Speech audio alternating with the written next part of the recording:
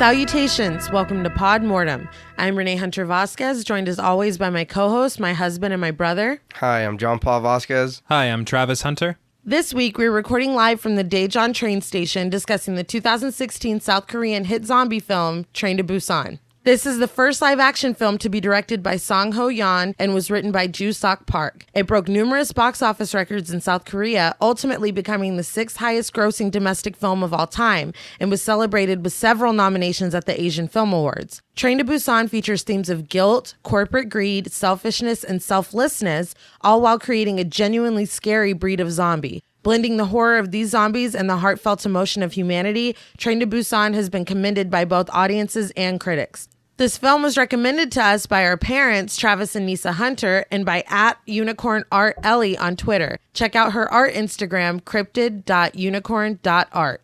So what did you guys think of Train to Busan the first time you saw it? I loved it. I watched this movie 3 times before I took my notes and everything. Really? Yeah. This is what I wish American zombie movies would be. 100%. Definitely. 100%. Like, this movie had me on the edge of my seat almost immediately. Mm-hmm. And I paid attention and gave a shit when I was watching it. You know, it makes you sad. It makes you laugh. You're afraid. You're anxious. And it's one movie. Yeah. It takes you through the gamut of human emotion. It was great. I was amazed by it, honestly. I saw it whenever it first came out on Netflix. However many years ago that was. Could have been last year. I don't know. Time has not made sense to me in a very long time. No. But set aside for a second that it's a zombie film, you get character arcs. Oh, yeah. You get really good writing. You get amazing filmmaking. Just on the outside, and then you bring in zombies on top of it. It's like, what more can you ask for?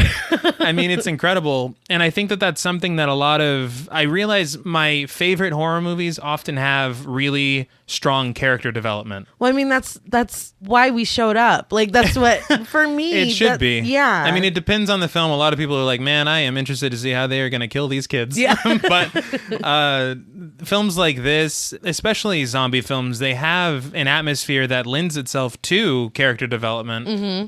And nothing in this film comes off as cliche. And again, if I were to tell you, hey, there's a zombie movie on a train, your expectations would be on the floor. Yeah. You'd be like, what kind of B-movie bullshit is this? But they made something really special here. Yeah. And like you said, you're on the edge of your seat. Like, you literally don't know what's about to happen. Yeah. No.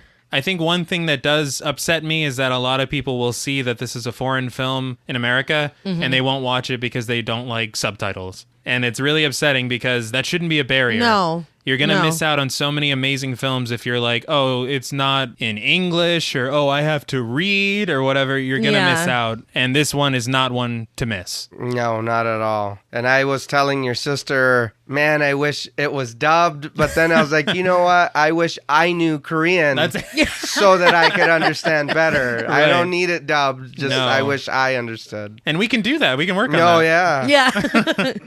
I had never seen it before we decided to cover it for an episode. Mm-hmm. And I watched it twice and cried like a baby the first time.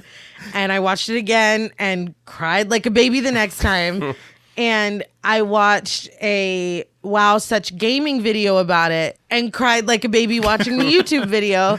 And it's funny because I was talking about it at work and saying how it like had really torn me up. And people were like, from a zombie movie? And yes. Yeah. Yes. Oh, yeah. The answer is yes. Mm-hmm. It really ticks all the boxes, honestly. Absolutely. I think it's a must see, and I'm pretty bummed out that it took me this long to see it. Oh, yeah, you're right. I will say I have been mentioning it for years. You have no around the way, but I can't. I'm just I glad. have no excuse. I'm glad you've watched it. That's all. We're here now. Yes.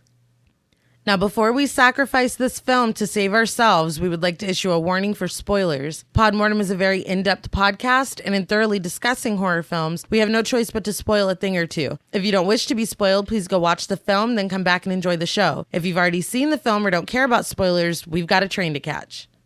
Okay, I just want to say right off the rip, I'm going to do the best I can with the names of the characters, the actors, and the locations in this film. I do not speak Korean. I wish I did. I don't. There was research. I I have phonetic notes. I spent a lot of time researching to try to do justice and be respectful. So please don't come for me too hard if any of these are incorrect. You're doing your best. I'm doing my best. So the film opens outside of a quarantine zone in Jinyang. The first thing we see is a mannequin minding like a slow down sign. A truck stops and gets sprayed down by men wearing protective gear and masks. Mm-hmm. The truck driver rolls down the window and kind of asks what's going on. He's worried about his livestock, I guess. Well, he asks something about his pigs. He said, "You can come take my pigs again." Yeah. It's like, what do you mean again? Yeah.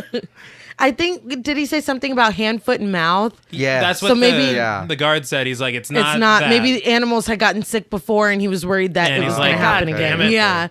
But the guy in the protective gear is like, oh no, it's not a big deal. There was a leak in the biotech district. You know, it's fine. And the man drives off super annoyed and is skeptical that that guy's even telling the truth.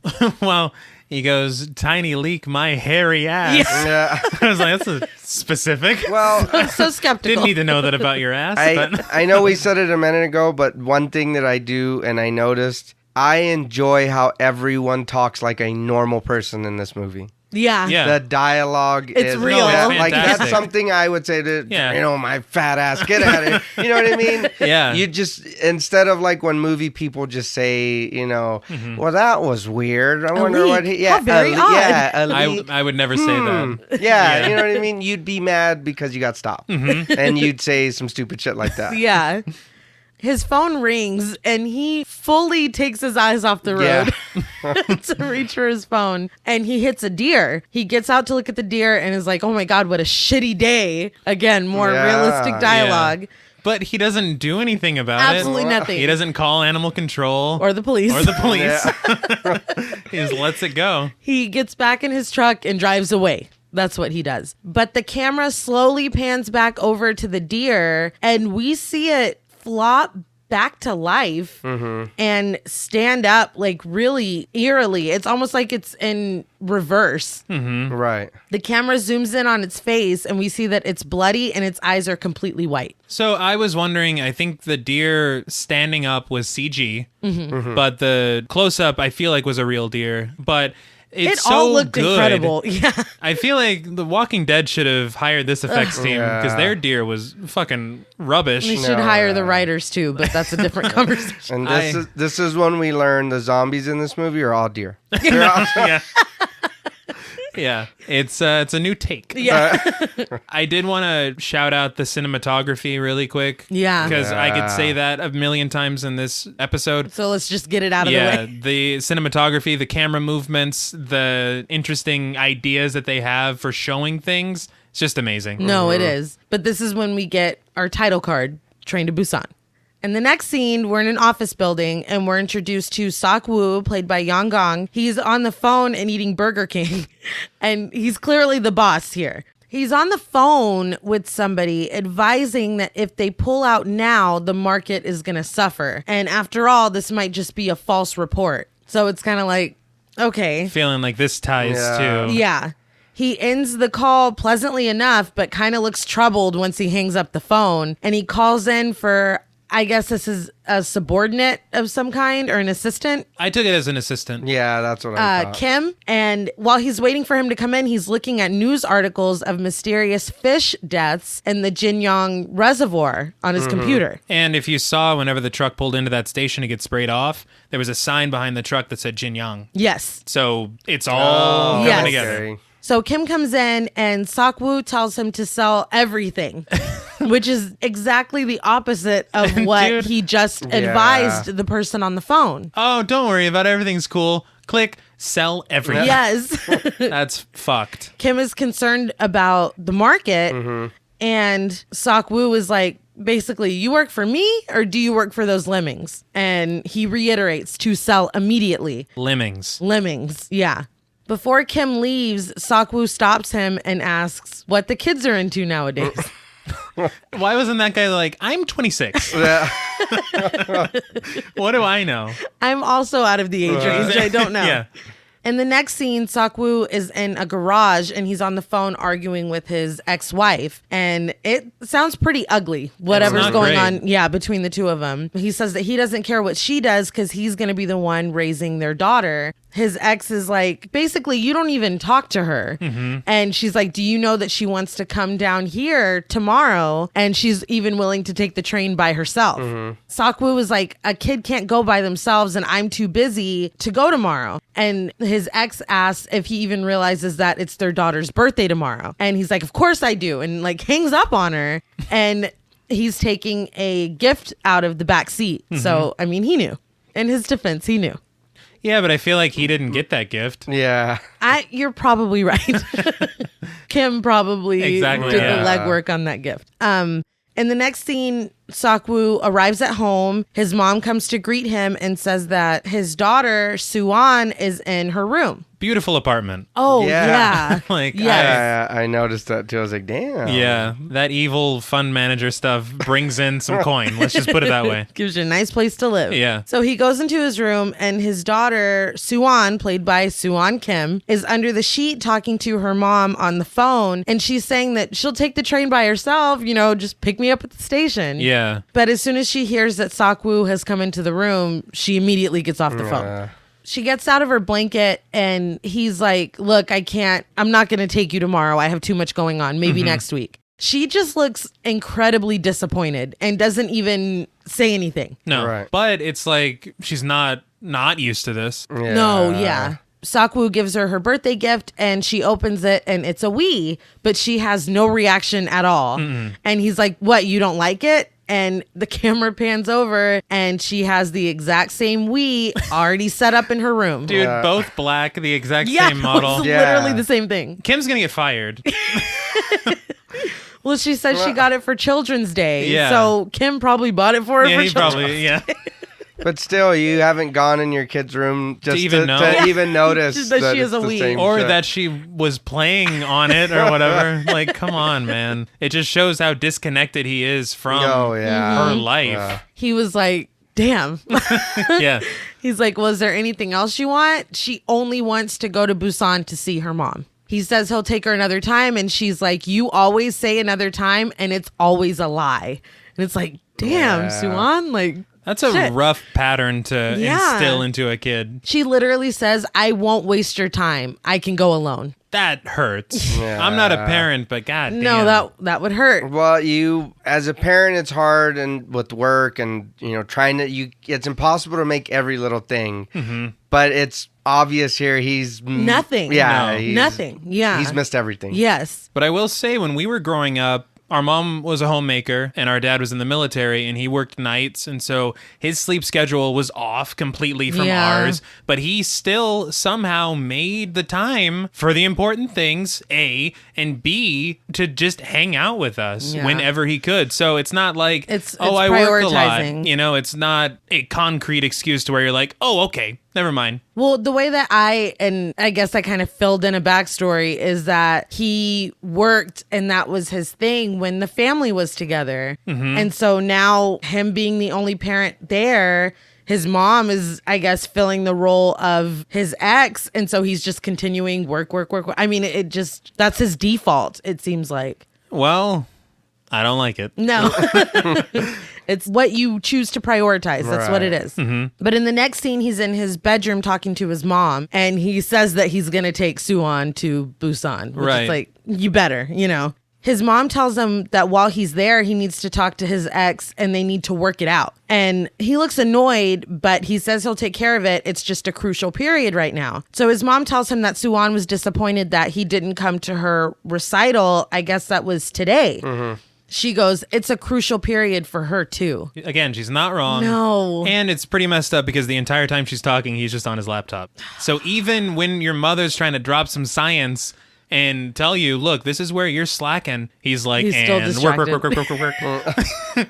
He's like, yeah, sure thing, stock market. I mean, Mom. it's like, Whoops. dude, come on. Well, she leaves, but she leaves a camera on his bed. And Seok-woo picks up the camera and watches the video that his mom took of Suwon's recital. She's performing Aloha O in front of her class, and she looks sad when she's singing, and quickly into the song, she completely freezes up. Mm-hmm. Her class laughs at her, and Seok-woo looks upset watching it. So, as a parent, if you're filming this, would you stop filming there? Because they kept filming. After the class is laughing at her, Well, are maybe- they going to she's going to want to watch this later? Yeah, I don't think so. Like, Maybe she was like, she'll get back up there. Suwon wasn't getting back up there. no. So the next scene, it's very early in the morning. It's still dark, and Seok-woo and Suwon are on their way to the train station. Seok-woo tells her that he saw her recital, and she's like, when? Because you weren't there. Which is like, facts. Yeah. Can't say anything to that. No. He tells her that even if when he's not there, he's always watching her. And he starts trying to give her a lesson about always finishing what she starts. I like that he's trying to give life lessons. It seems like he's trying to fill in where he Yeah. was lacking. Yeah. Maybe actually taking his ex-wife and his mom's advice. But not at any point did he ever say anything I'm encouraging. sorry. No apology. Yeah. It wasn't like, you were doing great or Yeah. anything, and I'm sorry I wasn't there. He's just Yeah. like, look, you got to finish it before you... It's like, you can't just launch into that. He's, Cool, Dad, thanks. Yeah, she's like, who are you? Why am I in your car? If anything, he should have been telling her to stop messing with that window because the motor will burn out. She kept rolling it down and rolling it back up. She was playing and he with the let that window. go, which I guess is pretty cool of him. As he's, going on his spiel or whatever, he has to slam on his brakes because emergency vehicles are rushing by with sirens blaring. Mm-hmm. Suwon notices that there's ash falling from the sky, and she reaches out her window to catch some in her hand. I love the way this is shot. Yeah, it's so and neat. We get this really great shot of her and Seok-woo looking out his window, and we see the reflection of a burning building like over their faces. Yeah. He kind of says something along the lines of something's wrong. Yeah. Yeah. And he's right. He doesn't know how right he is. Mm-hmm. In the next scene, they're at the train station and everyone's getting on board and the staff's getting ready to take off. A young staff member, Min Ji, is asked to straighten up her tie while she's just walking around looking on her phone. Well, I mean, standards are standards. I can't... Yes. But maybe you should be minding the door. Yeah. It's what you There- should be doing. Again, priorities. A baseball team is getting seated in a car, and a cheerleader, Jin Hee, played by An So Hee, enters the car. And everybody's all excited, and they want her to sit with them. But she sits with Young Gok, played by Woo Sik Choi, who was fantastic in Parasite. Absolutely. And he acts like he doesn't want to sit with her. Yeah. I was confused by that, especially the way things go. Yeah. Were they not dating? She even says, like, basically, it's fate. We're going to end up together, so just stop. Yeah. So I don't know if he was like a hard to get situation, or I don't know what the backstory is, but she's like, just suck it up because this is going to happen. And take the W, Young Guk. Yeah. The whole team is like chanting and teasing them. So it's like, just, Even as a grown man, I was like, that's cute. That's Yeah, kids, no, it you know what I was. mean? Being kids. And I was like, man, they're just teasing. You know what I mean? It's like, Yeah. it's funny. In high school, we've all been the taunter or the taunty, Yeah. Yes. right? Taunted, I guess I should say. The taunty. Making up words here. In another car, there's two old women who are sisters. One of them, In Gil, played by Soo Jung-yi, peels a boiled egg for the other one, Jong Gil, played by Myung Shin Park. And she does not want that egg. I love the interplay between these two sisters. Yeah. Yeah. I will say the actress who plays Ingil is clearly not elderly. Yeah. Yeah. I told your sister that I said Like- that lady's not old. I said she's not old. Not at all. That's makeup. And a wig. Yeah, and a And wig. a clear yeah, wig. clear wig. That was like sprayed. No, it's not gray enough. Yeah. Seok-woo and Suwon enter this car, the one with the sisters in it. He's on his phone with Kim, and Kim is telling Seok-woo about a strike at Ansan Industrial Park. Seok-woo is basically like, I'll be back before lunch and I'll deal with it then. So even in this small moment where he's actually being with his daughter, he's He like, can't. still, He phone, can't. Yeah. work. Outside, a woman rushes onto the train. Well, I guess the attendant is slightly looking the other way. Yeah. It makes no sense to me because she's making a lot of noise and he does nothing. He's not even like, "Are you okay, ma'am?" Or no, nothing. I thought that too. I was like, how did nobody hear this lady fall on or get in there? She falls and she's like, "Oh, God," like making a lot of noise. Yeah, nobody, nothing. No. Well, she is twitching and shaking and making noise. And shortly after she boards, they lock the train down to depart. Mm-hmm. Outside the train, though, the attendant that she got past notices a large group of spectators gathered around something. As the train departs, someone tackles a person outside of Suwon's window. Yeah. And she looks concerned about it and turns to tell her dad, but Sok-woo is already asleep. Yeah, he's passed out. Which is a dad move, to be fair. Sorry. Like, I guess. Yeah, sorry. It happens. It's like, well, never mind. Yeah, we'll worry about it later, I guess. Right? I'll tell him when he wakes up. In the bathroom, the woman that had rushed onto the train is tying a stocking around her thigh, and below on her calf is a gnarly looking bite mark with inflamed veins Yeah, radiating like from it. going on. Yeah, it looks awful. But she's saying that she's sorry and she just keeps apologizing. She's got a story we don't know. Yeah. Now, I do know, I haven't watched it, but there is, as we said before, this is the director's first live action film, but he also put out an animated prequel to this film that I haven't watched. I wonder if we learn her story in that. That's a really good point. Yeah, and I definitely want to watch that. Absolutely. Yeah, we got to get on that. Oh, yes. yeah. Back in the train car, Suwon watches Yeon Sang, played by Yoo Sung Kim, alert an attendant that someone odd got on board and has been in the restroom for a long time. At this point, I thought it was that woman. Right. Yeah. Suwon literally gets out of her seat and goes over there to investigate what's going on. Now, throughout this entire process, nobody cares that a child is inserting themselves into the middle of anything. I even made note of that myself. Yeah, I was like, they no don't. one tells this little girl, hey, This go might back. not be safe. You might need to go over there. Is your parent, go with your Yes. parent or anything. And also, I'm sorry, but Yeon Sang, what are you, the bathroom monitor? Yeah. What business is it of yours? Yeah. Period. He was concerned. He He's like, stays well, concerned. was he like, I gotta take a shit? I don't know. The attendant knocks on the door and opens it to find a homeless man played by Gui Hwa Choi sitting on the floor and muttering that everyone is dead. He's the harbinger, I would say. gas station Exactly. attendant. He's the clerk, yeah. Oh, don't go on that train Yeah. or whatever, you know? Like we said, the attendant and Yeon Sang just let Suwon. She's standing like right in the right in the doorway. front. She is standing in front of Yeon Sang. Yeah. Basically, if the homeless man were to attack anyone, he would attack It's Suwon her. Right, first. right there. And nobody seems to care. The attendant is just like, do you have a ticket? The homeless man just keeps repeating himself and laughing. And Yeon Sang tells Suwon that if she doesn't study, she's going to end up like him. And I loved this. Suwon says that her mom says only bad people say that. Like, your mom's a Legit. pretty cool person. Yeah, because that is a really, really shitty thing to say. And to me, this begins the social commentary of the movie. 100%. Where you don't even, it's not in your face about it, but you can tell that a lot of this movie is about social class. Yeah. And it's very smart the way that they handle it, and they don't beat you over the head with it. No, not at all. But it's a very important message. I'll get into it a little more later, but I just wanted to point that out, Okay. that this is when I realized it. Yeon Sang is just like, oh, your mom must have flunked out of school. And it's like, okay, this guy's an asshole. Like, When you get jumped first. right. We all know what's coming. Oh, yeah. In another car, the bitten woman is twitching and shuffling down the aisle, and nobody's paying attention to her. Her leg looks awful. She falls to the ground in the area like between the proper cars and starts convulsing. Suwon makes her way to another set of bathrooms, and before she can knock on the door, my favorite character, Yes. I think everybody's favorite character. Yeah.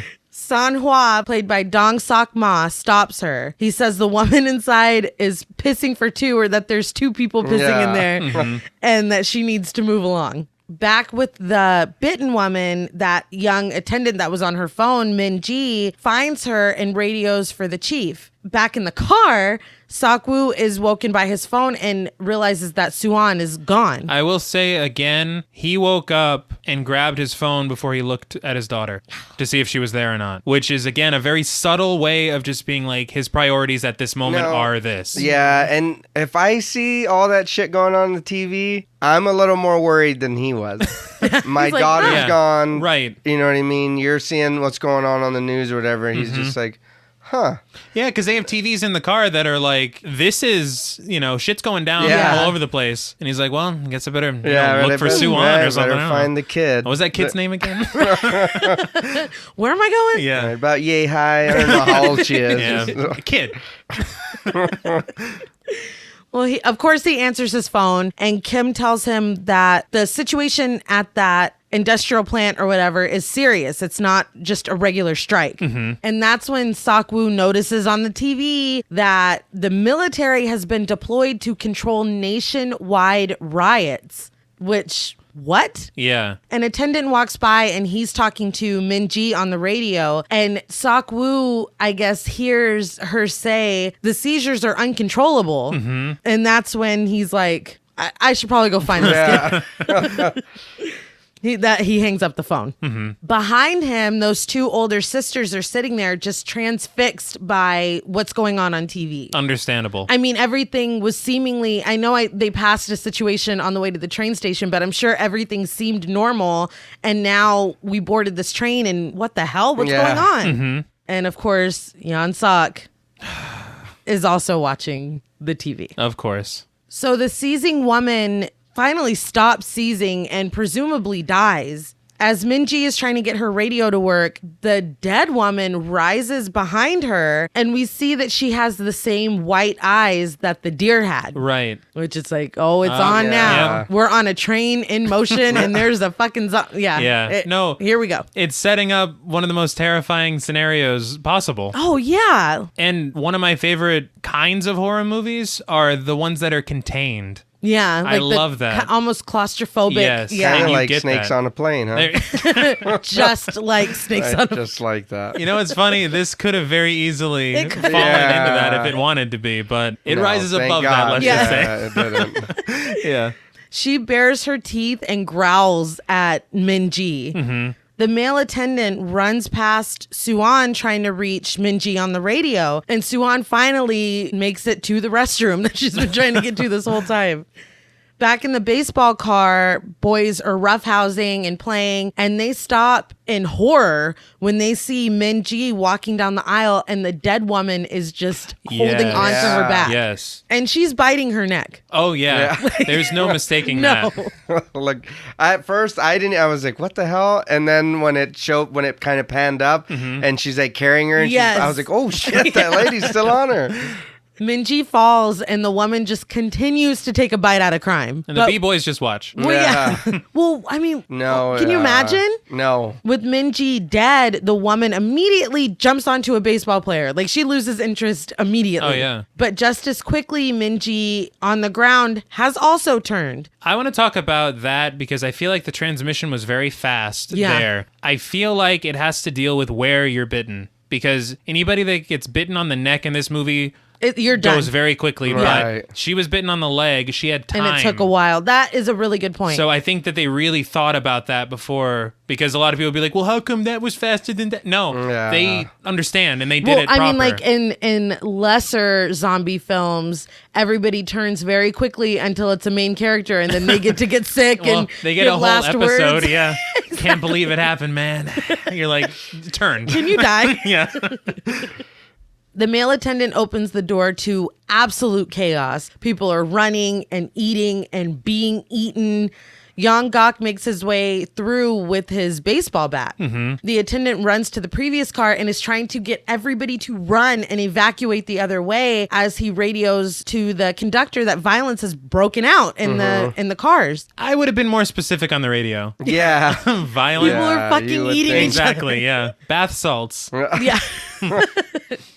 In a much calmer section of the train, Sok-woo was looking for Suan. He looks inside of an empty bathroom stall, and when he gets to the one that she's actually in, a man runs past him and he's distracted by a group of people standing in the next car.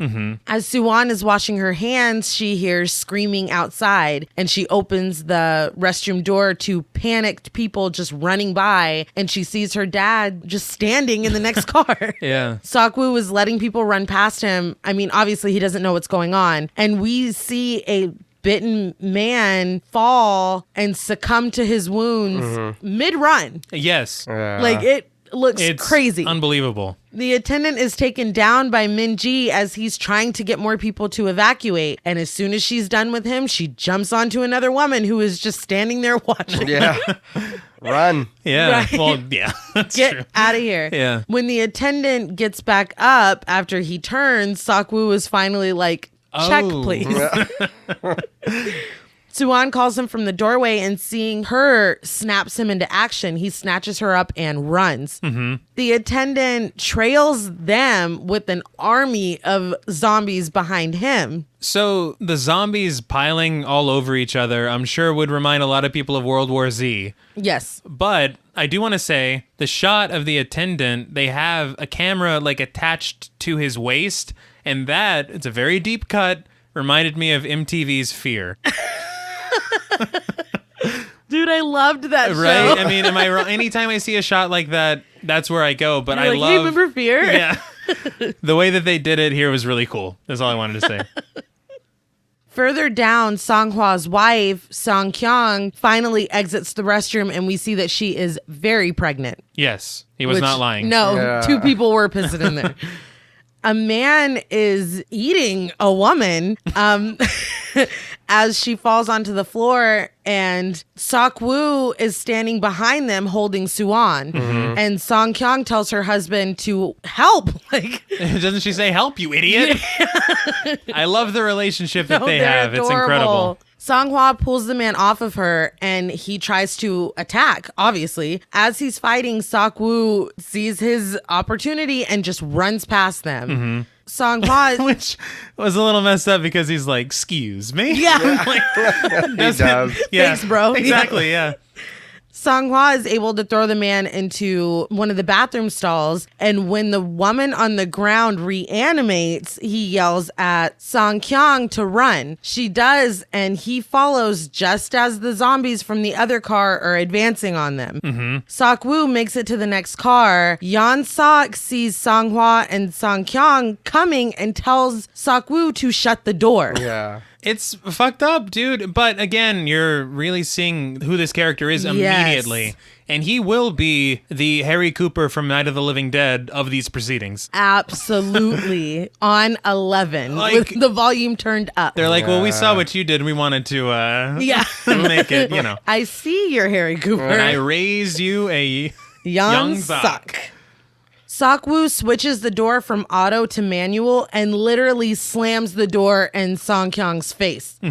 Suan is like, hey, I know him when she sees Songhwa, and at the very last minute, Seok-woo opens the door. Would Seok-woo have not opened the door? Probably not. If she didn't say that. Probably not. I don't want to defend the guy, but I mean, in that situation, what do you really do? You let them in. You don't slam the door in a how pregnant do you, woman's but face. how do you know that though? Well, but you. I'm not gonna No, lie but to you. here's- I would have. If somebody had been like, "Shut the door," there's a fucking an army of zombies coming behind him. But Yeah, I- but you know that this dude was trying to help this No, woman. I know. He I just know. saved- I'm sidled just- past yeah. him to get here. And the other thing about that is the fact that this wouldn't be as tense of a situation if he didn't shut the door. If he would have just Yeah. left it Oh, open, they could have yeah. run right through. So he made it worse. Well, because Yeon Sang. Right. Songhwa holds the door shut, but they're not actually trying to open the door, the zombies. They're just slamming into it and like hitting it. He asks Seok-woo how to lock it, and Seok-woo says to just let it go because he doesn't think they know how to work a door and get in.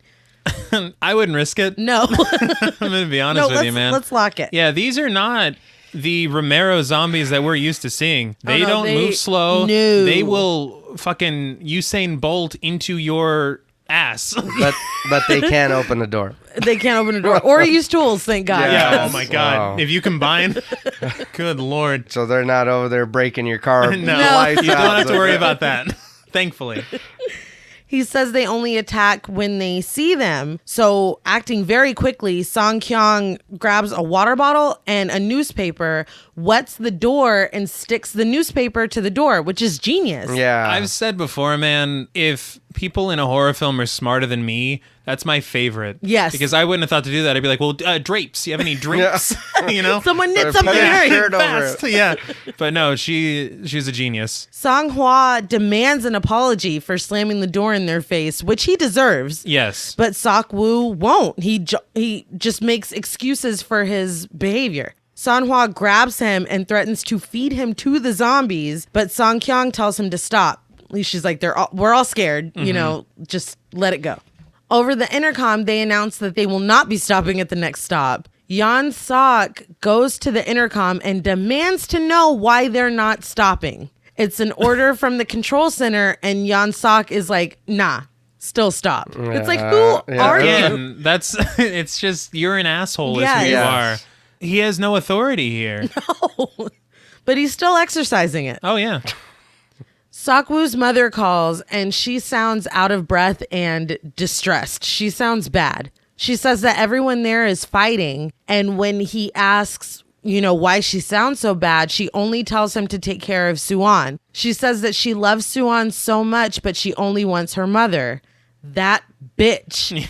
Which Yeah. I was not expecting. I wasn't expecting that. I was like, wow, does the virus is it like a truth serum or It's his mom. Yeah. You know what I mean? yeah, but yeah, hey, maybe she's got some residual feelings of her leaving him. Yeah, but she was so peaceful. Make it work with your wife. And I was just like, that bitch. Yeah, but she's like, I'm fucking dying, man. Letting it all out. Well, yeah, she grunts and hisses, and then the phone goes dead. Well, it's kind of funny to me that she does hang up the phone.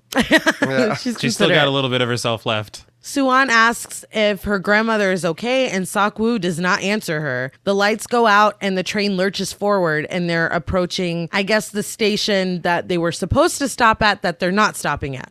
Outside Suan's window, a man hits the window. He's not a zombie. He's crying and he's screaming. More join him, and everyone in the train moves away from the window. The first man is taken down. And Sokwoo shields Suwon's face as everyone outside that is still human is attacked just- and eaten. I do want to say very quickly, because I think this is the part. There's some piano that starts playing, and it's amazing. Yeah. The music in the entire film is amazing, but I did want to call out this part because it's just the accompaniment of the piano with this chaos outside. Yeah. It's just so smart. I don't know. It reminded me of something. It took me back. I don't know. Is it Silent Hill? Is it Resident Evil? I don't know. But something. it made me think of something that was nostalgic, and it made me feel very good.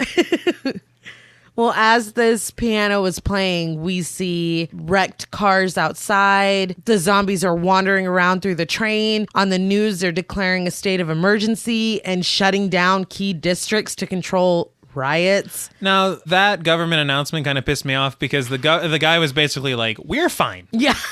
Yeah.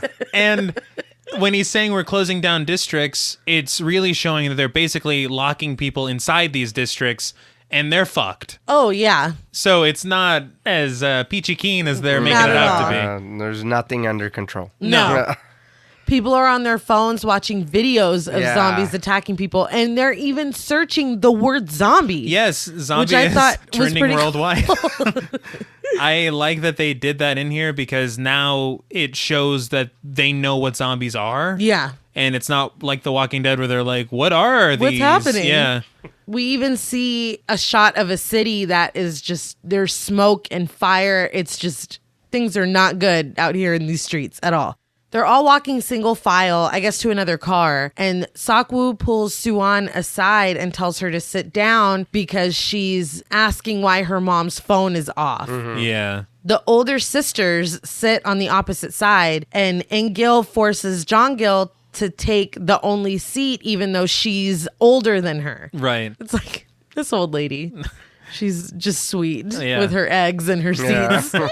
She's adorable. Song Hwa leads Sung Kyung to another seat, and Suan gets up out of hers and asks Ingil to sit down instead of her, which is like really sweet. No, it's great. It's a sweet little moment, and In-gil gives Suwon a piece of candy, I guess, for being so sweet. And it's funny because Sak-woo looks at Suwon like, who taught you how to be so polite? It wasn't me.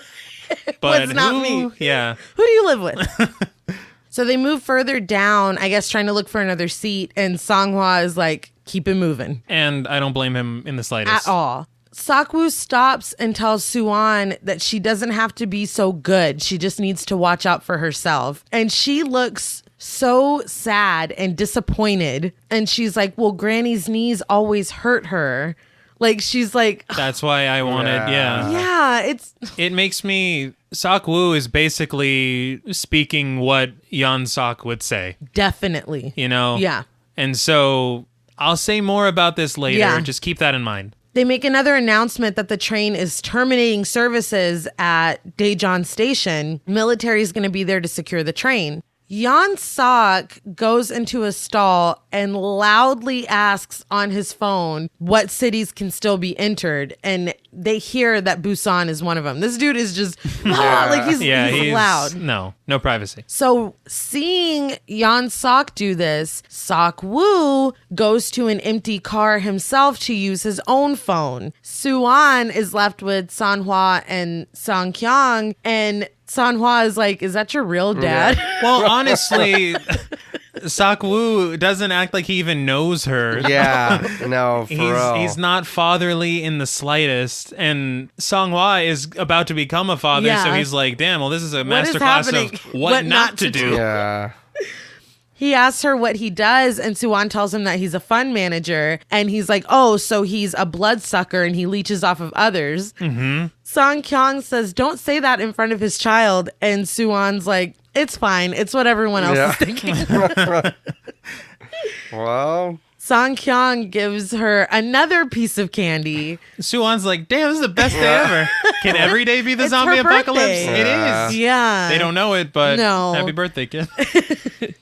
She introduces her to her baby and says that they call it Sleepy because Sang-hwa is too lazy to come up with a name for her. Suwon feels the baby kick, and it's just this really sweet moment between the three of them. And Sang-hwa is like, I made that. It's just really cute and She's funny. so confused. She's like, you named your baby Sleepy? Yeah. It's like, don't Yeah, judge. I'm just like, Come why would on. you do that? But Sang-hwa, it's like, it happens a lot in movies, and I don't know if it's a good or a bad thing, when a secondary character outshines the main protagonist. And he does. And Sang-hwa is the fucking shit. No, like, he's I everything. love this character. In that empty car, Sak-woo calls a Daejeon lieutenant and finds out that the military really is in Daejeon, but as soon as they arrive, they're going to be quarantined. Sak-woo asks him for his help, and the lieutenant is like, okay, don't go to the main square, go to the east square. Basically, he'll pull him and Suwon out, but everybody else Is going to be presumably quarantined. is going to be quarantined. Yeah. So this is more of the social commentary to me, is Yeah. that Sak-woo has all these connections. Yeah. He is kind of, at this point, a piece of shit. Yeah. He's not a great person, but he is sparing himself with no consideration for anyone else. Zero. Sang-hwa, on the other hand, has saved everyone that he's come into contact with, but if things go according to plan, he's going to be quarantined along with everybody else because And who gives a shit? Sak-woo is Right. out. Yeah. And it's all walks of life together on Yeah. the same train, facing the same problems. Doesn't that say something? Yeah. I mean, shit. Yeah. That's really smart writing. But Sak-woo was like, bet. He gets off the phone, but before he leaves the car, he notices that homeless man is in there, but he's just still muttering to himself, and he's like, oh, it's probably fine. He's like, he was too busy talking to himself. He Yeah, didn't hear you didn't anything hear I me. said. At the Daejeon station, we get an aerial shot of the train arriving, and the station looks completely deserted. Yeah. Yeon Sok pushes his way off the train first. Only looking out for himself. Yeah, everyone follows him. Further down, Young-gok and Jin-hee and the baseball team are getting off the bus. Young-gok has his bat, but Yeon-sok just pushes past him. The conductor comes outside and is horrified by the zombies pushed up against the windows of the cars. Yeon Sang approaches him and is like, look, uncouple the engine car and let's go to Busan. He says he's the COO of Stallion Express and that every route into Daejeon is cut off. The city is obviously quarantined and they're not going to be let in. So basically, let's get to Busan while the getting's good. Us. Yeah. Me and you. Let's go. Now don't tell anybody about this. Well, the conductor is like, well, let's get everybody. And he's like, No. yeah. I don't remember that being part of my plan. I didn't say that. But the conductor says that they need to check the station, and Yeon Sang is not happy. Everyone is silently making their way through the station, I guess, to get to the main square. And Sok-woo, without a word, breaks off, pulls aside a restricted partition, and closes it behind him and Suwon. San-hwa and Sang-kyung notice this, but he's like, forget it. Suwon stops to ask why they're the only ones going this way.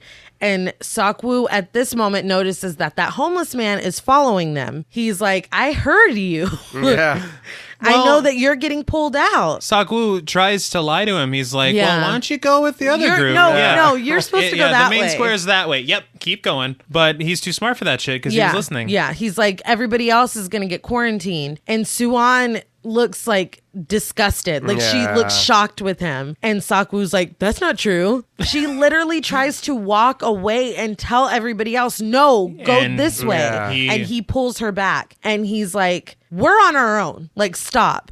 She starts crying and is like, you only care about yourself. It's like she's really realizing this is my dad. Like, this sucks. It's like, maybe it was good we didn't spend time together. Yeah. She's like, that's why mom left, which is, that's a deep. It's a 1-2 punch. Kid. Sang-hwa, Sang-kyung, and the rest are going down the escalator that takes them to the main square. And out the window, there are police vehicles. Sang-hwa, though, notices a discarded, bloody police shield. Yeah. Which would make me very nervous. The homeless man notices a military man step into the hallway that they had stepped off to, and he yells for his attention.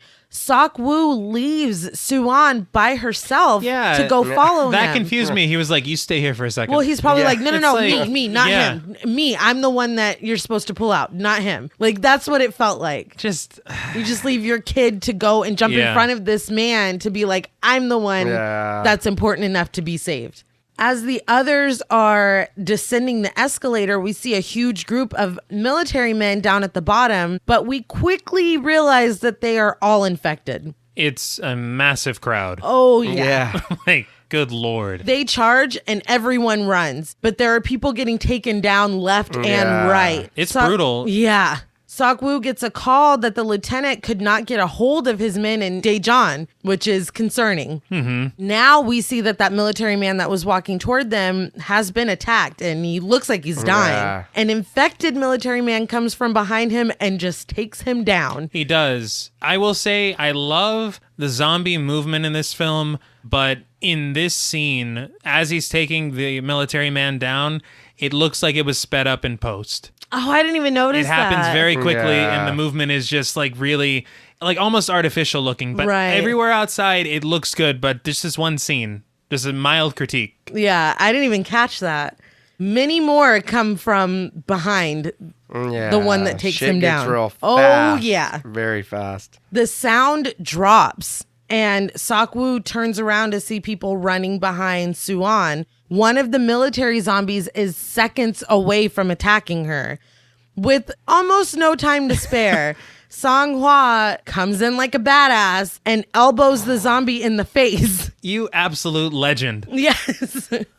Just when you think he can't get any cooler. Yes. Suwon runs off with Sang-kyung and Sang-hwa stays behind just kicking ass. Sok-woo was taken down by a zombie as he's trying to run after them. Yeon-gak and Sang-hwa make it to the other side with the other baseball players and lock the doors with police batons. While Sok-woo is fighting with the zombie that took him down, the homeless man runs past him and throws a jacket on the head of the zombie, and the zombie just stands up confused and stops. So he basically took what they learned earlier with the newspapers. He's like, jacket. Yes, yeah. He's smart. He's a quick study. Yeah. And the homeless man makes it out.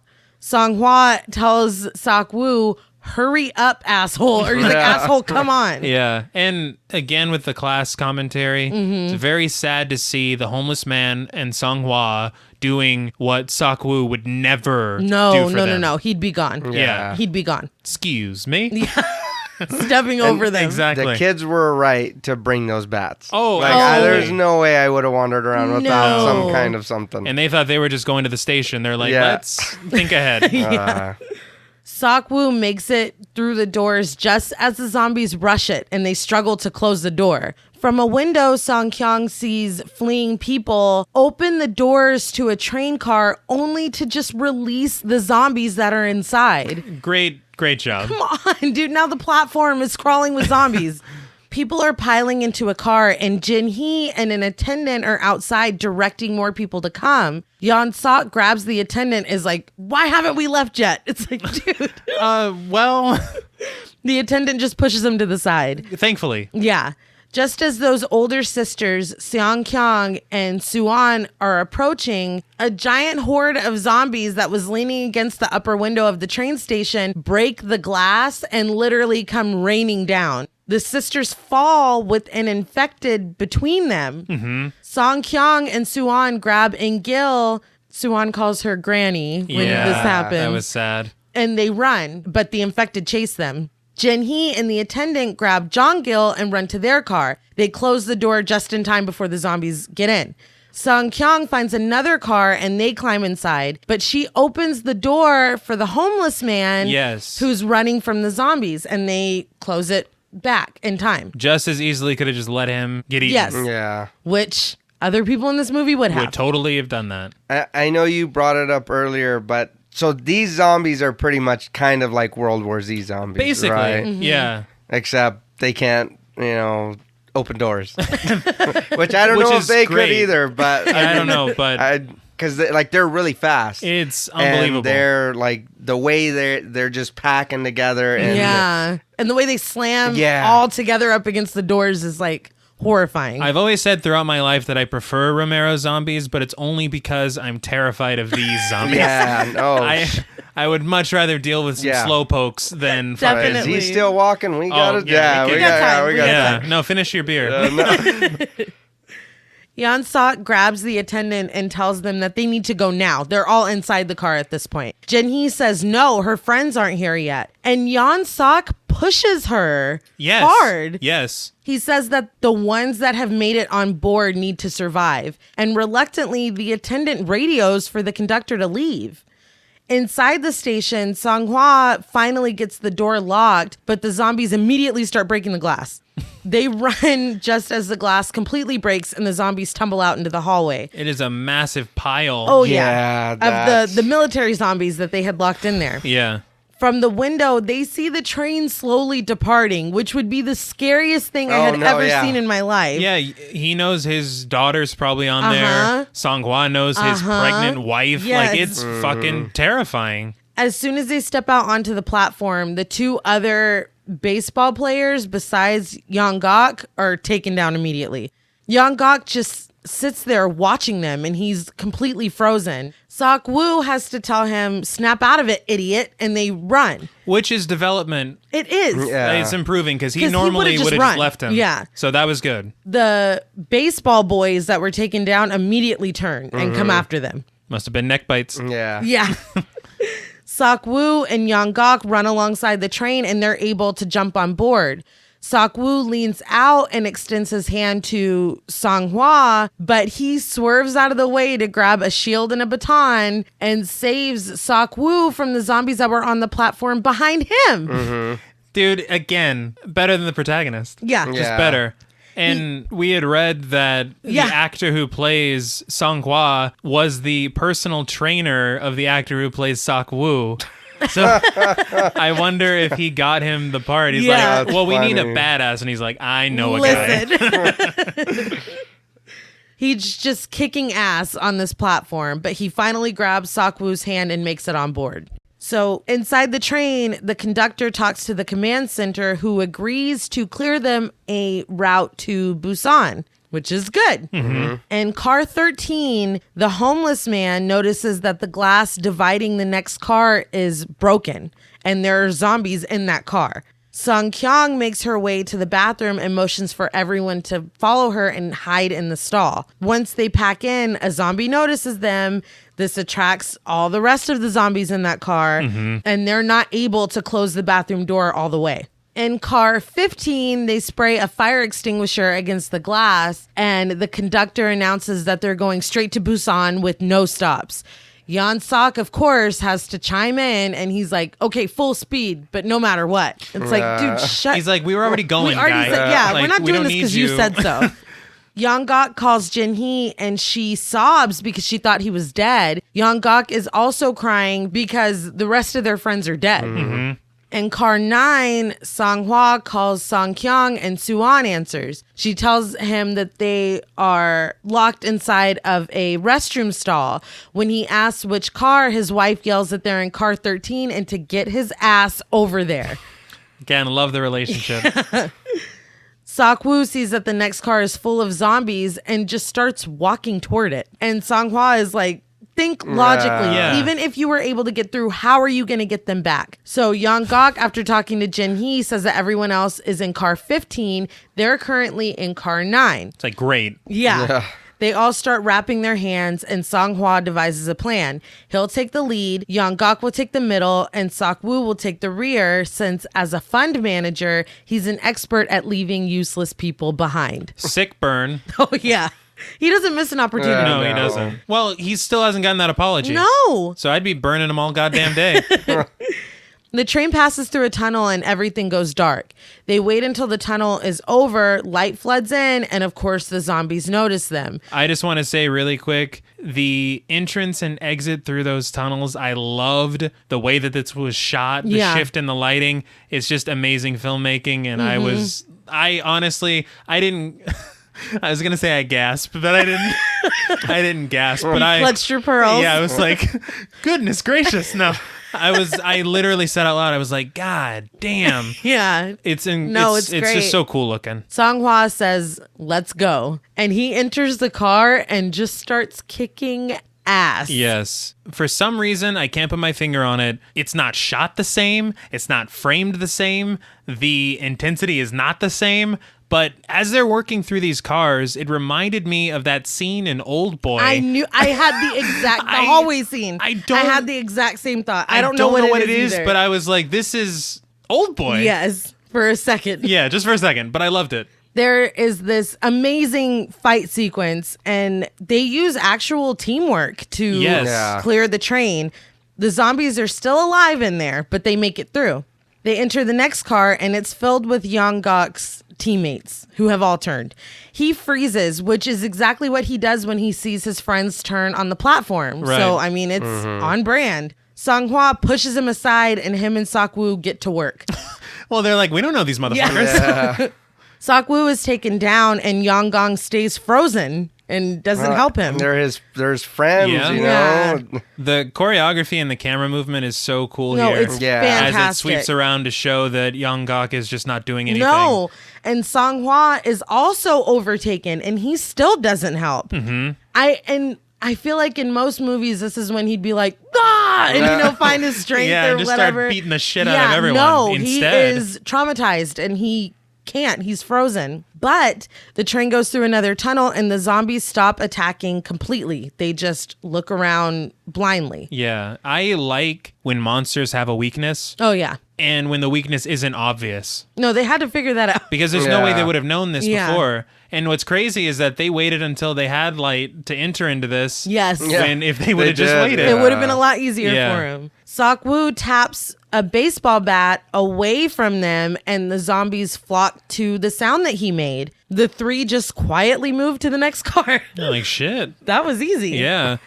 I found it odd that they are aware of zombies and they know that these are zombies, but not one time does anyone in this film go for a kill shot. No, they don't. I don't think one zombie dies in this movie. They leave them alive, yeah. They're just trying to navigate through them. They're not trying to kill them. And I do enjoy the scene that you were just talking about, and they go. But I mean, he's like punching the zombies and they're just down. It's like, oh shit, he knocked me out. Just, He's a badass. wow, just that. I mean, I did enjoy it, but that was kind of like, I was like, you're just gonna beat the shit out of them and then they're down. Oh, he got me. Yeah. You know? If I'm not mistaken, there is one point where one lunges at him with a bat in the face, and then the zombie grabs his face. Does he go, no? Yeah. It's like when he's hitting one of the zombies in the feet with the shield. Yeah. It's like, what are you doing? Do they feel that? He's It's like, oh, my toe. Like, that's It's really what the fuck? annoying. This is the first zombie I've ever fought. All right, so cut me some slack. Give me a break. I am a fun manager. I thought it was funny. No, it was. In the next car, they come to the consensus that the darkness of the tunnel stopped them, which I guess has been foreshadowed all the way up until this point with the blocking of the door, with the jacket being draped over his head, and then he stops. I mean, it makes sense. Absolutely. There are even more zombies in the next car, and Sang-hwa is like, we need to keep going. But Sok-woo asks for Sang-hwa's phone, and he gives it to him. This part is kind of fucked up to me, but Oh, absolutely. as the train enters another tunnel, they sneak into that next car. Sok-woo uses his phone to call Sang-hwa's phone. He slides Sang-hwa's phone to the other end of the car and calls it so that the ringtone rings all loud and the zombies flock to it. When I watched this the first time, I thought he threw his own phone. Yes. Yeah, But he's no. using his phone No. later. Here's why it's so fucked up. One, he called Sang-hwa's phone so Sang-hwa's phone would have his number so he could call it later to lose. Instead of just using Sang-hwa's phone to call his phone because he knows the number and lose his phone. No. Oh, no, of course not. No, he's like, I need this for business. And the only communication he's had with his daughter and Song Kyung is through Sang-hwa's phone. So yeah, let's lose that. The good thing, though, that I thought was very sweet is that Sang-hwa's phone, the lock screen, is the sonogram of his baby. And he's the best. I just love their relationship. I can't stop saying it. But with his phone sacrificed, they're able to pass through to the next car. He should have been like, you owe me an apology and a new phone. They finally reach the restroom, and when Sang-hwa opens the door, Song Kyung punches him in his chest, and it's adorable. But Suan and They just look at Sok-woo, each other. they're like, oh, hey, kid. Oh, shit, you were in here? Oh, cool. Glad that worked out. The lights come back on, and Yeon-gak pulls the other two men into the opposite stall because those zombies are still out there. Sang-hwa asks if Sok-woo is grateful to him for him bringing him back to his kid. And Sok-woo just makes fun of his ringtone. Yeah. It's like, you piece of shit. Right. He's looking at the train map on his phone and says there's a 2-minute tunnel coming up and another one 2 miles after that. Sang-hwa is like, man, I bet you never even got to play with your daughter. Yeah. Sounds antagonistic at first, but then he's like, when she's older, she'll understand why you had to work so hard. So, in your interpretation of this, is Sang-hwa older than Sok-woo? Because he's not a father yet, but he's passing on this advice as if he's older. Like, he knows life more. I don't know that he's older. I feel like he's, for lack of better words, more human. Like, more He's definitely in a touch better with his emotions, person. I think. Yeah. But he says dads get all the shit and no praise, but it's all about sacrifice. And they all kind of sit in it, and he's like, did that sound cool? Dude, I love this guy. I just love He's this not guy. wrong. Yeah. Right. In car 15, Jin-hee gets a text from Yeon-gak saying that they rescued everybody and they're on their way. She announces it to the train, and of course, Yeon-sok has opinions that there's no way they made it through all those zombies without getting infected themselves. Which there's no... No. But he plays to everyone else, and he's like, these people don't even... He doesn't give a shit about these people. He's Right. trying to get them on his side, and it works. I think this is what bothers me is when weak people fake like they care about others just to ensure that their interests are fulfilled. Yes. If he was on the other side and he wanted into this car, he would have the exact opposite. Oh, of course. Well, no, yeah. It's How could whatever we be- serves him. How could we be benefited infected? him. Yeah. But now he's like, they might be infected. In fact, they might already be zombies. Yeah. It's like, dude, come on. In car 13, they all come out of the restroom as the train goes into a tunnel. The next car is full of zombies, and they're up against the door that they need to go out of. Sok-woo notices the shelves above the seats for luggage, I guess. They all, on both sides of the car, silently pull themselves along the shelves, and the zombies are literally inches away from them. I would have loved to have seen how they got up there quietly. Yeah. Because it's just like, Sok-woo is basically like, you thinking what I'm thinking? Yeah. And Song-hwa's They're up like, there. yeah. And they're just up there now. Well, I didn't even notice it like the first couple of times I watched it, but this last time I had the surround sound on. You can hear the squeaks when they're crawling up there. Like when they're and Good like it's Lord. real faint, but But you it's can there. hear it. Yeah. That's a credit to the sound design. know, that's real. no, That's yeah. real good. Sok-woo throws a bag of luggage to the other side of the car, and when the zombies flock to it, they start climbing down from the shelf. Song-hwa opens the door, and they all pass through. However, the homeless man is still climbing down, and he falls. Suwon immediately tries to go to help him. Yeah. But Sok-woo stops her, gives her to Song-hwa, and goes himself. He helps the homeless man up just as the lights come on. Great character development for Sok-woo. Yeah. Yeah. Because normally he would have just shut wouldn't- that yeah. door. Yeah. He's not us, get in. Is that me? No. Yeah.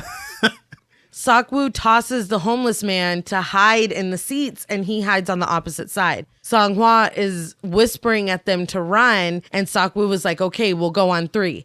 But on 3, the homeless man steps on a soda can. Perfect. The zombies hear them and they run. Song-hwa tries to close the door, but they stop him from closing it. They're like reaching in.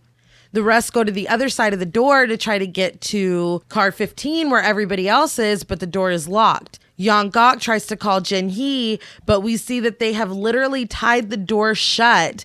The attendant is restraining Jin-hee Yeah. with his hand over her mouth. Is that necessary? No. And when Yeon-sok sees her phone ringing, he crushes it with his foot. Asshole. Yeah. Yes. Sok-woo goes to help Song-hwa by hitting the zombies with the bat that he still has. Yeon-gak is trying to break the glass to the next car with his bat. Right. Song-hwa grabs the handle of the door he's trying to close, and he is bitten. It's heartbreaking. Yeon-gak finally breaks the glass, and Yeon-sok, of course, is holding the door closed, preventing them from getting into the car. So did nobody take into account that the doors are made of glass and that no matter how many fucking ties and stuff you tie to the doorknob, they can just break It through can it? still break, yeah. I don't know. Jong-gil spots her sister with the other group. Jin-hee and Jong-gil try to pull everyone away from the door that's helping Yeon-sok. Yeon-sok sees Suwon crying and continues to hold the door closed. And he's like, no, leave them out, including Yeah. that child. Yeah, the crying child. Yes. Song-kyung approaches Song-hwa and he tells her to stay away. He tells Sok-woo that he's getting tired and he just needs to take Song-kyung and go. It's sad because he knows. Yeah. Oh, yeah. He tells him to take care of his wife, Yeah. basically. Sok-woo finally gives him the apology that he's been owing him and goes to take Song-kyung away. But Song-hwa calls after her and says that he wants her to name the baby Yoon Soo-yeon, which is heartbreaking. It's just so sad. His character arc is fulfilled. Yeah. It's just not fair. No. Yeah. There's a moment of them just looking at each other and then the glass gives way. And Song-hwa continues to kick ass Dude. even for a few moments after he succumbs and becomes a zombie himself. Defiant to the end Yes. and after it. Yes. But finally they knock him over, Yeah. which moment of fucking silence for the best character in the movie. He was a real one. Yeah. Real human being and a real hero. Yes. With Sok-woo's help, they finally force the door open, and there's this really intense moment of Yeon-sok's face and Sok-woo's face as they're both trying to one open the door and one keep it shut. Yeon Sok is putting his back Oh, into yeah. it. Like, he does not. It is the look on his face. And he's giving it everything he's got. Yeah. But Sok-woo pulls everyone inside, And Gil stays behind, I guess, to let everyone go in front of her. I don't know. Yeah. I don't know what But happened she there. gets bitten. And Sok-woo closes the door and punches Yeon Sok in his face, blaming him for the people who died, which, Yeah. Yeah. Yeon Sok is like, he's infected. Yeah. Which there Right is no away. proof of Yeah, this. No. He says that the whole group needs to be thrown out, and the attendant tells them to leave. The rest of the passengers then start screaming at them to get out. How did he turn them over so quickly? Because they're all afraid. Yeah, I get being afraid, but that's a hard choice to try to stand behind. Yeah. Because if they were infected, you've seen how quick the other ones turned, or the way Yes. they were acting. None of them looked like I'd be like, that. let's wait for 5 seconds. Do I have Yeah, black right. veins? But to look at it another way, they just helped this man hold the door closed on a child and a pregnant woman, and their actions just got 2 people killed. Yes. Yeah. Wouldn't it be easier to believe they're infected anyway? They shouldn't be in here anyway. Wouldn't it be easier to sleep at night to think, Can I ask you very quickly if you thought that this was a commentary on immigration? whoa, I did not think of that. It felt like that to me, the way that they said, don't let them in. Yeah. They're infected, all Yeah. this shit. It reminds me of what a lot of xenophobic people say about refugees and stuff. No, that's fair. And the fact that they all turned on them at the behest of one asshole. Yeah. It seems very loaded. Like there's some commentary There's here. more to it. Yes. Probably. More than just, oh, it's a zombie movie and these people shouldn't be here. Yeah.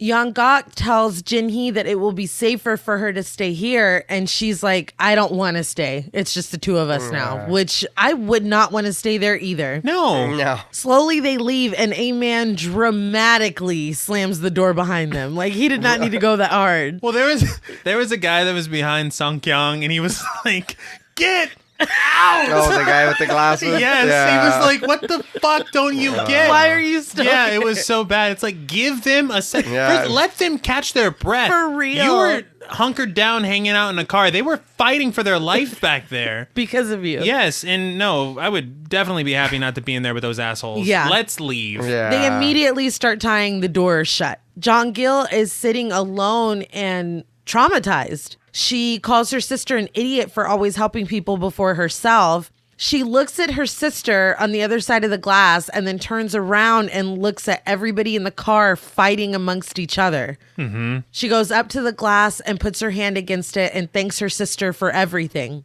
Yeon Sok notices Yeah. just before Jong-gil opens the door. He's like, no, stop that lady. Yeah, he does. and nobody listens. They were listening before, but now they're just like, Well, he got everybody all riled up. Yep. yeah. So suddenly, our group on the other side sees the car succumb to zombies, and they're banging on the glass. Cool, man. Which is like, not my problem. Yeah, literally zero Karma sympathy. was right around the corner. Yeah. We get a sweeping shot of just the chaos that's happening in that car. The conductor is still radioing control to get Busan status, but no one is answering. Out of his window, though, we see a city covered in smoke and fire. Yeah. Back in the car, Sok-woo tells Suan that it's still her birthday and he is going to get her to her mom. She tells him that she practiced the song for her recital just for him, and that's why she couldn't finish it because she didn't see him there. She asked him to stay with her. So Sok-woo immediately goes to the bathroom. Well, jeez, worst possible time. Yeah. And doesn't he kind of force his way into holding her hand Yeah. at that point? Yeah. Still very distant. Yeah. Even though she did just confide that in him. Which was a lot. Yes.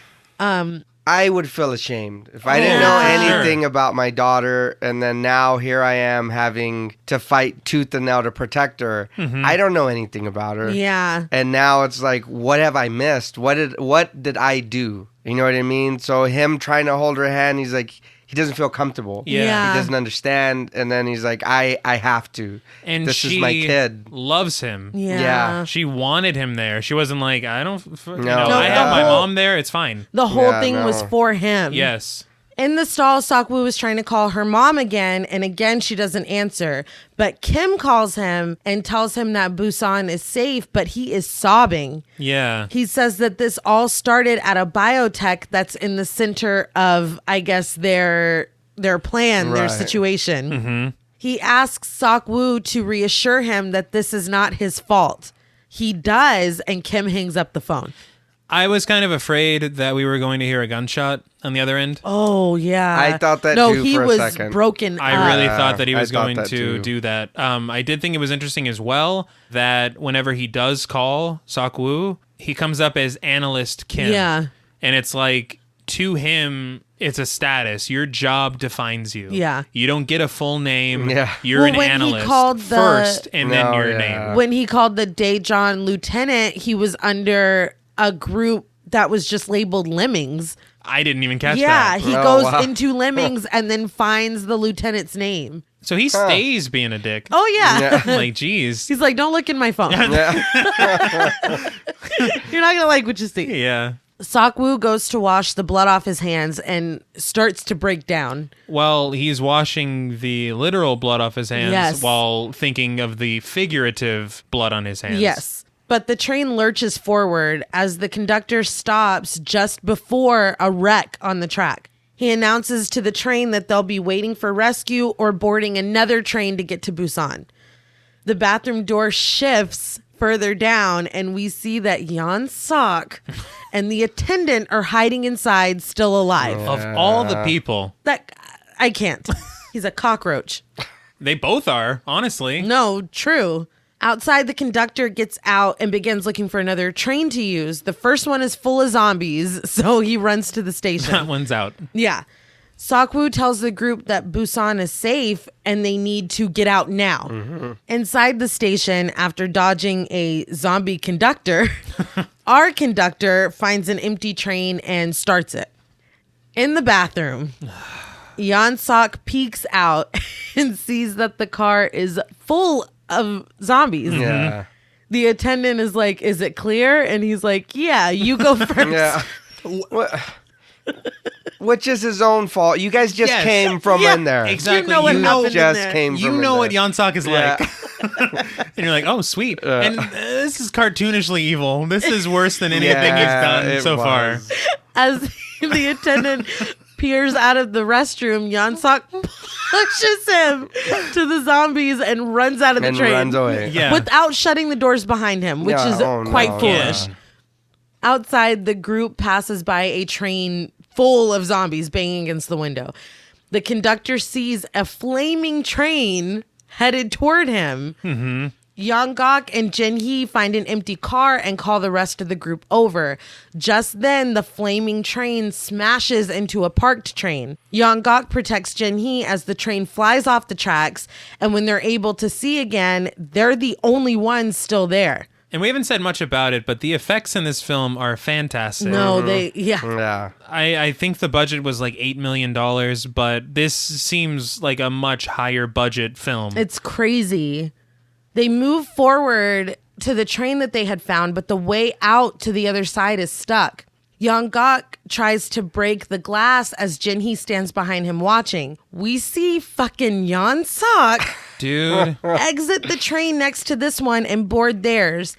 He grabs Jin-hee and throws her to the zombie that is chasing him. Unbelievable. Yeon-gak goes to fight the zombie off of her, and Yeon Sok takes over trying to break the glass. Yeah. He's like, no, I got it. In the time it took him to throw Jin-hee, he could have shut the door instead. Yep. And he chose to throw her to the zombie to get bitten Yep. instead of just saving all three of them. Well, why would he do that? This dude is a fucking cartoon. He's Yeah. a monster.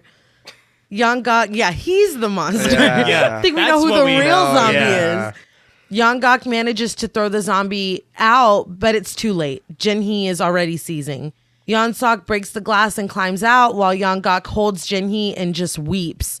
She finally turns and he just lets her bite him immediately. All his friends are gone. Everything's gone to shit. I'm sure he's just like. And I mean, we've what? seen him freeze up every time he sees this happen, but to see her, like, that's a whole other That's level. too much. He's just like, I'm done.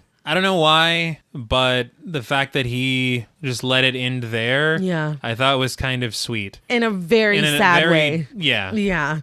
Yeon Sang-ho sees the train that's slowly departing and runs for it with zombies hot on his trail. Oh, yeah. Sok-woo wakes up with Soo-an crying over him. They're stuck with Song-kyung and the homeless man in a space between an upright train and a fallen train that's tilted against the upright train. I hope I explained that right. Zombies are pressed up against the windows, just threatening to fall.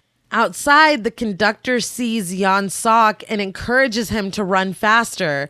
Yeon Sang-ho twists his ankle and goes down, which should have just been like later. Yeah, I was so hoping that dude was just gonna get. The conductor knows that he's an asshole. Yeah. He should have just been waving He hasn't and smiling. Yeah. He hasn't seen the full extent, to be fair, No, but yeah. he has showed his ass a couple times in front of the conductor. He knows them cheeks. Yeah. The conductor leaves the train to go help him, but Yeon Sang-ho pulls a Yeon Sang-ho and throws him to the zombies. Yeon Sang-ho was momentarily attacked, but the conductor is killed. Yes. It's done. Underneath the train is falling closer to crushing the group. Sok-woo spots a small hole leading out. He climbs through, kind of makes sure it's safe, and then turns back to pull the others out. But something heavy falls, covering the hole. As Sok-woo tries to pull it out of the way, one of the windows breaks and zombies spill out. The homeless man, with no hesitation, blocks Song-kyung and Soo-an from the zombies with a piece of metal. Sok-woo moves the part blocking the hole and calls for them. The homeless man tells them to hurry up and go. They crawl out just as the windows break and zombies rain down on the homeless man. The homeless man shares a moment with Sung-kyung, and it's very sad because they don't say it, but there's a thank you there. Yes. And it's so sad and sincere. Well, he sacrificed himself for them and didn't even, there was no hesitation there. Not at all. Sok-woo, Soo-an, and Song-kyung are the only ones left, and they're running as the zombies chase them. They see the departing train and finally catch it and climb on. A zombie grabs onto the back railing of the train, and more zombies grab onto him. Eventually, no pun intended, there's a giant train of zombies hanging on. It looks crazy. Yeah. It's an amazing visual because they get this large overhead shot, and you're like, no, this is how many. My God. And it's a lot. Their weight is literally causing the train to pull back. Sok-woo climbs onto the ladder and starts kicking their hands until they fall off. And they're just shaking their fists. Yeah. Damn it, you meddling kids. Next time. With the zombies gone, Sok-woo opens the door to the conductor's seat, and of course, Yeon Sang-ho is inside. His eyes are white.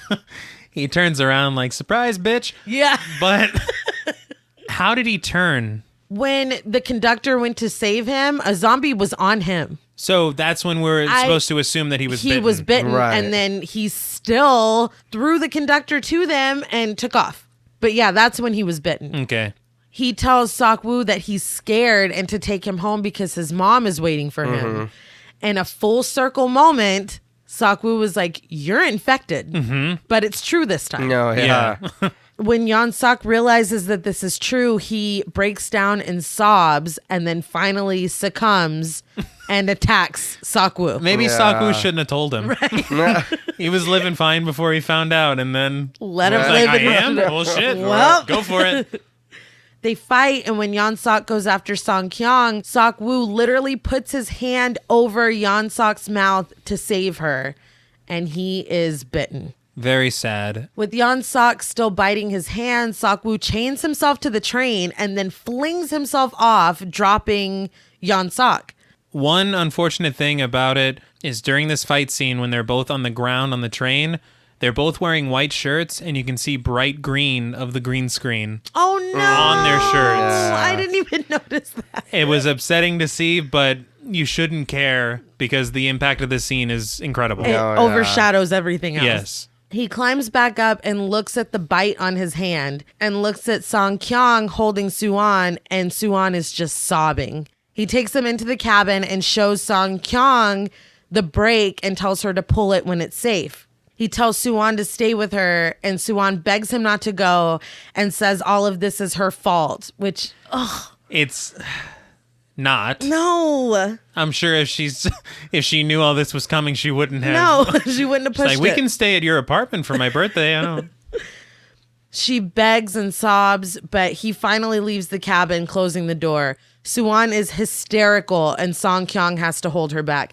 And I just have to say, this little girl, her acting, Oh my No, God. yeah. the whole movie. This scene in particular, because the way that she is screaming hysterically, like Yeah. you said, I don't know what direction they gave her, but holy shit. Yeah. It's unbelievable, and it like sends a shock through you. Yes. Well, to me, this is the most heartbreaking thing I've ever seen in any movie. Like, period. It is. Like it, and then as being a father, it hit a million times course. worse. Like a million times worse. Sok-woo goes to the rear of the train and has flashes of holding Suwon when she was a baby. When we see him again, he is fully infected and his eyes are white. Yeah.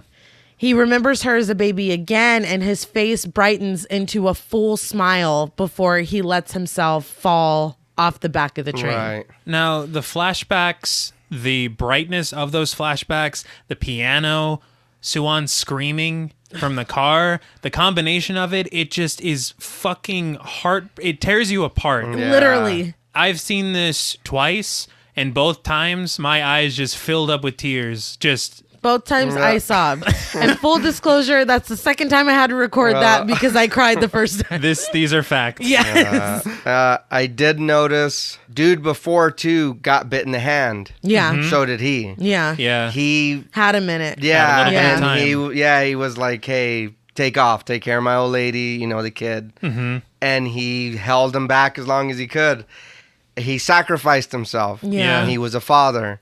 He knew the same thing. Hey, I'm going to turn, take care, stay with this lady. Mm-hmm. She's going to take care of you. And he did what he knew he had to do, sacrifice himself to not be a danger to his daughter and that lady. It's And it's one of the most full circle moments Yep. I've ever seen for Definitely. a character, Oh, yeah. especially in a horror film. No, Yeah. yeah. It's like, how were y'all able to do this? Because he was an asshole. Yeah. Yeah. And he made the ultimate sacrifice, a thing that we never would have expected from the No, Sok-woo yeah. that we met at the beginning. No, That's and it right. feels like during this movie, he's almost at a crossroads where he's somewhere in between Sang-hwa and Yeon Sang. That's exactly what I have in my notes. And at the beginning, he's veering heavily to Yeon Sang. And then throughout the course of this movie, we see him finding the Sang-hwa inside of him. in himself. Ugh. And he finally does. Unfortunately, as he's found it, it's too late. Yeah. And that's the real tragedy of the Yes. whole film. Later, Song Kyung stops the train just before a barricade in front of a tunnel on the tracks. Song Kyung and Suwon climb down, and she seems like she's in pain. I don't know if contractions are happening. Yeah. she's been doing a lot for a pregnant She's lady. been Honestly, doing a yeah. whole lot. They walk on the tracks, stepping around dead and burned military bodies. They're engulfed in darkness as they step into the tunnel. On the other side are two military men, one with a scoped rifle and the other one with binoculars. The one with binoculars sees their silhouettes in the tunnel and radios in for orders. When they can't verify whether or not they're infected because they're so far away and in a dark tunnel, the orders are to kill them. It's fucked up, but And you it's clear- understand. Yeah, but it's clearly a Yeah. woman and a child. Just like let them get a little bit closer. Yeah, honestly, and we have all the firepower in the world. If it's Yeah, two, we can no handle take two. you out. Yeah. Just as he lines up the shot and begins to squeeze the trigger, we hear Suwon singing Aloha O. She's clinging to Song Kyung and sobbing as she sings. The men announce that they're survivors, Right. and several of them rush into the tunnel. The last shot is of Suwon crying and singing Until We Meet Again. She wipes tears from her face and looks up at the camera. And that's Train to Busan. So, what did you guys think of Train to Busan? I said it at the beginning and I'll say it again. I wish American zombie movies were like this. I Absolutely. absolutely Like, agree. We talked about and everything with the characters, and like you said, it was full circle for them. And Yeah. you give a shit. You hate him. Then it's like, okay, maybe he's coming around. Now it's like, God damn, did he have to die? Right. And then dude, too, with the pregnant wife. I'm not even going to try to pronounce the names because I don't want to mess it up. Yeah, I don't want to mess it up, and I'm sorry, but like, you care. Mm-hmm. You know what I mean? And it is a horror movie about zombies on a train, but it's fantastic. Yeah. There's like no other way to put it. And I'm sure some people are like, oh, I don't want to read subtitles and whatever. Yeah. Just do it. Yeah, Just do it, please. Yeah, just do it. Because the movie is great. Mm-hmm. I absolutely love this movie. And I'm sure it's not the last time I'll watch it. Oh, No. no. At all. It's amazing. Yeah. To put it Mildly. succinctly, yeah. I feel like if you were to look at this film on paper, it's a zombie movie. It takes place on a train. You wouldn't really give it that much consideration that time of day, but they took what they had and they excelled well beyond anything that you would ever expect from this kind of a movie. And it's upsetting to me because when you look at horror, you have the opportunity to do things like this all the time. You can make an emotionally effective horror movie. And honestly, Obviously. yeah, if I had to think about it, I really can't think of another horror movie that was this emotionally effective to me. And I'm not even a parent, so I can't even imagine how it must feel for a parent to watch this movie. It's a whole lot. Like, you gotta go hug your kid. Yes. But it's just incredible. It's a masterpiece and a master class. Yeah. No, I totally agree. I can't do anything but piggyback off of what you guys said. It blew me away, genuinely. Mm-hmm. And I mean, just thinking about it chokes me up. I had to take a break because I was emotional just talking about these scenes, not even looking at them. Mm-mm. And like I said, you cried from a zombie movie? Yeah, dude. Oh, yeah. Yeah. Because when you take the time and you put real characters and you give them real motivations to, have these realistic character arcs, like, you're gonna cry. You're gonna give a shit about them. It's gonna hurt when they die. It's not, oh shit, he got bit in the neck. Like it's real almost. And not to take away from the craft of the horror, because it's a scary film. Yeah. The moments are incredible. It's got everything. Yeah. It's not like, oh, well, the story was great. The zombies could have been better. No, they couldn't have been. The zombies are actually scary. You still get your gore. You still get the fight scenes. It's everything. You get everything you could want. Everything. And like I said, to me, the dialogue helped this so much. That's a really good point. Instead of them just, talking like movie talk, like you were saying, oh, I can't wait for something to happen. And then it's like, what's going to happen? Yeah.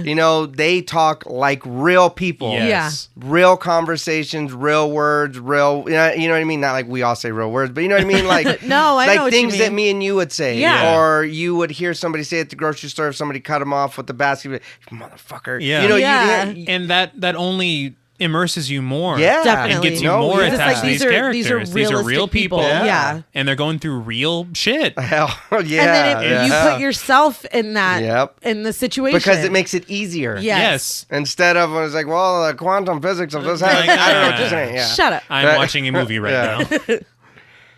Well, that brings us to ratings. Mm-hmm. And I have to go first. Again, for all the reasons that we just talked about, this movie is fantastic. No matter who you are, there is something for you in this film. Yes. Period. Like I have said several times, it reduces me to a blubbering mess every time I see it. Apparently every time I talk about it. It was that effective at not only being a horror film, but just getting right to my core, like honestly. Mm-hmm. And for that reason, I don't have a choice. I'm gonna have to. On a scale from 1 to 10, white-eyed reanimated deer, I'm gonna have to give Train to Busan 10 out of 10 white-eyed reanimated deer. And I will now open the floor. Whoever would like to chime in. So, not to rehash everything we've already said, because we've heaped a lot of praise on this film. Honestly, if you were to even look at it through a critical eye, there's very little, if anything, that you could call out as something that you would not like. Yeah. Right. One of the things that I always think about before I give a movie a 10 is A, would I change anything? No, I wouldn't change anything about this movie. B, would I watch it again? Absolutely, I would watch this movie again.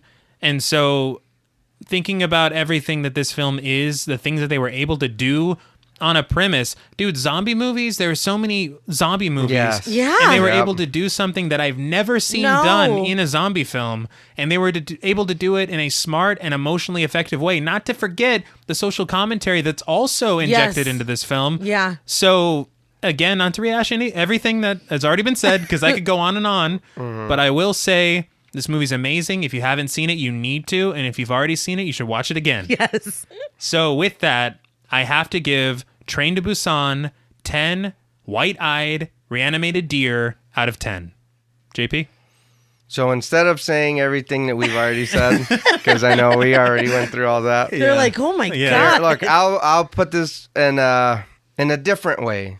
I watched this movie for the first time, 3-4 days ago? Mm-hmm. And I've seen it 3 times since then. Right. Every time I've watched this movie, I maybe didn't sob, but I did cry. Yeah. I did. Yeah. I didn't know anything about the movie. Yeah. I didn't know nothing. And this movie blew me away. Yeah. Like, I could easily say this is up in my top 5 movies. Like, this. And like, it it's- deserves Yeah. to No, be. I can yeah. see that. For that and for everything else that it did for me, I'm going to give this movie, was it White-Eyed Reanimated Deers? Yeah. I'm going to give it 15 of those motherfuckers.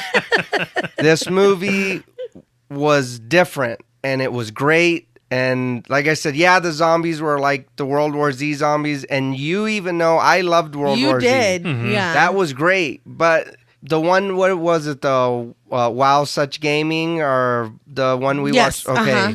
He made a really good point in that video. Because in World War Z, you knew Brad Pitt had to survive. Of course. You knew he had to survive It's because Brad Pitt. he was Yeah. saving the world, or he Yeah. was whatever. Yeah, it was a good movie, and the It was an zombies. action yeah, movie. yeah, it was an action movie. You know, and I like action movies. But this movie, people died right away. It didn't matter how Yes. good they were. No. It didn't matter what they did. It was just, it's your time to go. It's your Right. time to go. My Like- favorite character. Yeah, Yeah. like that guy. Yeah. And then the kid, when his girlfriend died, and he just said, Yeah. "Fuck it, Let it my go." friends are Yeah. gone. Just take me." You know what I Yeah. mean? It's over. He gave up. Dude, he could have easily, the little girl, something happened to her, and then he's like, "No, why?" And then him survive and take care of the lady and raise her kid, whatever. Right. No, he died. Yeah. It's just everything that I was like, oh, it's a zombie movie. Let's see how this goes. No. Nope. Right out Yeah. the window. Yeah. Nope. Gone. Right out the window. So yeah, this movie is pretty much perfection for me. I Like, totally agree.